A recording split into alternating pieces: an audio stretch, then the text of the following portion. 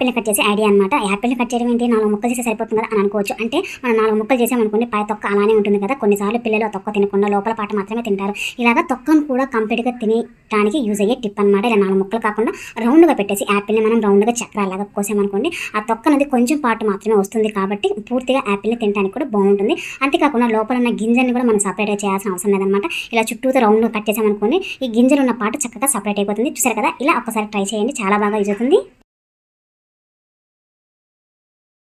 తర్వాత టిప్ వచ్చేసి ఇలా ఎక్కువ క్వాంటిటీలో మార్కెట్ నుంచి తెచ్చుకున్నా, లేకపోతే కొంతమందికి చింతపండు పండిద్ది కదా, అక్కడి నుంచి తెచ్చుకున్నా సరే, ఇలా ఎక్కువ క్వాంటిటీలో ఉన్న చింతపండుని ఎక్కువ రోజుల వరకు నిల్వ చేసుకోవడానికి యూజ్ అయ్యే టిప్ అనమాట. దానికోసం చింతపండుని చక్కగా ఈనెలు సపరేట్గా, ఇదంతా ముద్దుగా ఉంటుంది కాబట్టి ఈనెల్లాగా ఇలా సపరేట్ చేసుకోవాలి. అంటే ఈనెలు తీసుకునేటప్పుడు మధ్యలో ఇంకా పీసులు అలాంటివి ఉంటాయి, అంతేకాకుండా ఇత్తనాలు కూడా ఉంటాయి అనమాట. ఇలా పూర్తిగా ఒక్క గింజ కూడా లేకుండా చూసుకోవాలి. లేకపోయినట్లయితే గింజకి పుచ్చు పట్టేసి ఆ పుచ్చులో నుంచి చింతపండు పాడయ్యే ఛాన్స్ ఉంటుందన్నమాట. ఇలా పూర్తిగా మనం మంచిగా ఇలా విడ తీసుకున్న తర్వాత ఇప్పుడు ఏదైనా మనం స్టోర్ చేసుకోవాలన్న బాక్స్లో ముందుగా చింతపండును ఒక లేయర్ లాగా వేసి ఆ పైన కళ్ళు ఉప్పు అనేది వేసుకోవాలి. ఆ తర్వాత మరి కొంచెం చింతపండు అనేది వేసి ఇలా లేయర్ లాగా కళ్ళు ఉప్పు వేసి స్టోర్ చేసుకోవడం వల్ల పురుగు అనేది పట్టకుండా చింతపండు ఎక్కువ రోజుల వరకు నిల్వ ఉంటుంది.